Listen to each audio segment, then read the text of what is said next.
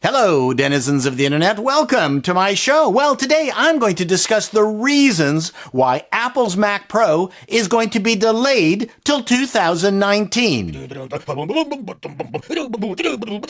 Welcome back.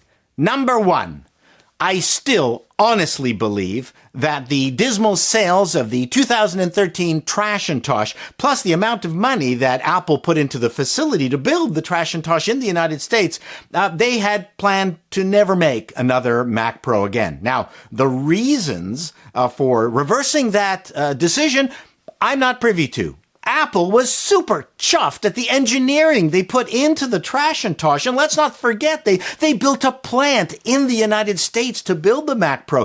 They didn't build this in China. They were very proud of this. They gave it the good old college try. I mean, well, not Yale, other good, less drinking colleges. But I'll bet you Apple executives for a long time were mad at us for being mad at them. Numero due. Tim Cook's baby is really the Apple Watch. He doesn't give a about the Mac. That's Steve's thing, right? He's gone. And I'm sure he feels that he has fulfilled the wishes of Steve Jobs' corpse by putting out the iMac Pro. I mean, let's not forget, Steve never really liked the Mac Pro. He was into an appliance computer. The Mac was an appliance computer, and there is no better example of the fulfillment of that wish than the iMac Pro. There you go, Steve. You happy now? Get out of my dreams, for crying out loud. Get out! Get out! Number 3.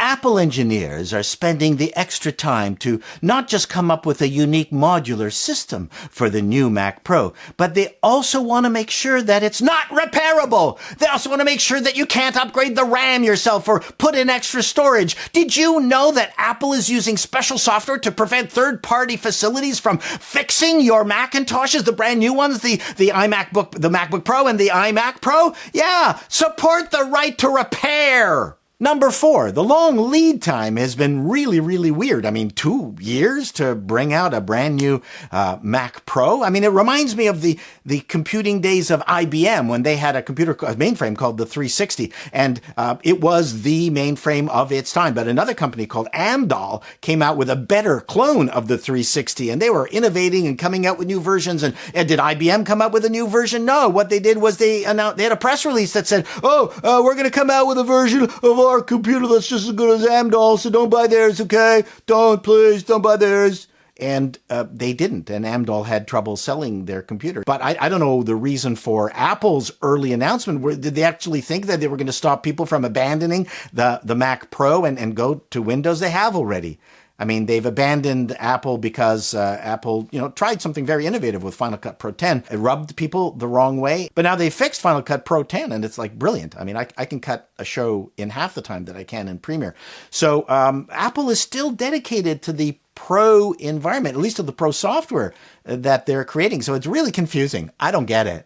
Number 5. So if the first reason for the delay for the Mac Pro was Apple's dithering, what's the next reason? It's one word.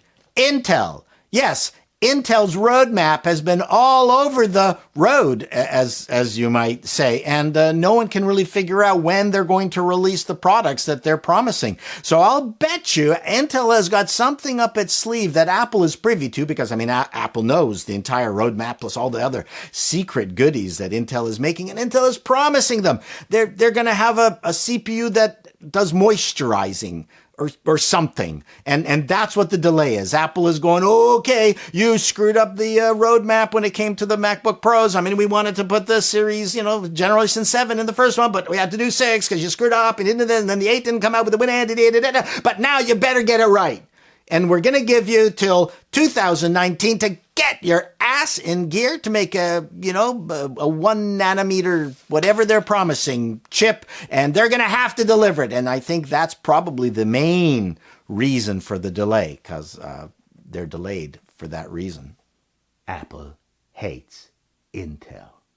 Number 6, and this is complete speculation, maybe Apple is experimenting with the AMD architecture. There's an awful lot of people out there who would love that. I know certain Hackintoshers would love that because they're always asking me to build a AMD Hackintosh. But anyway, I digress. The point is that, Apple doesn't need the QuickSync technology of the Intel chip because Apple has been building Xeon versions of their Macs. In fact, the iMac Pro is a Xeon computer and it doesn't have QuickSync. So Apple knows how to do that, and maybe they can do it with the AMD chip. I don't know. It's complete speculation. It is just a rumor, but I suggest you spread it anyway and make sure that I get credit for it. Number 7. Maybe all the rumors are true and Apple really will bring out an ARM-based Macintosh. Yeah, we'll put 68 cores and 128-bit of computing power, and it'll be cooled by the great fairy fountains from Hyrule. Whoa, that will be awesome. And finally, number 8, Apple wants its mojo back. It wants to get back that one more thing. Maybe the Mac Pro will be its final one more thing. Who knows? But they want to have that gasp again. Remember, for those of you who saw the Apple presentation where they brought out the 64-bit chip for the iPhone, and the audience gasped. NVIDIA and Qualcomm went, oh, well, we don't need 64 bits for our little chips for iPhone. No one needs that. And they went back to their offices and cried like little babies. So Apple knows that maybe this is their last big chance to really nail down the legacy of the Mac. But I'm optimistic. All you real Mac people, I want to hear in the comments below, are you anxious, excited, or have you given up on Apple completely? So anyway, thank you very much for watching, Internet denizens. Till next time, so long.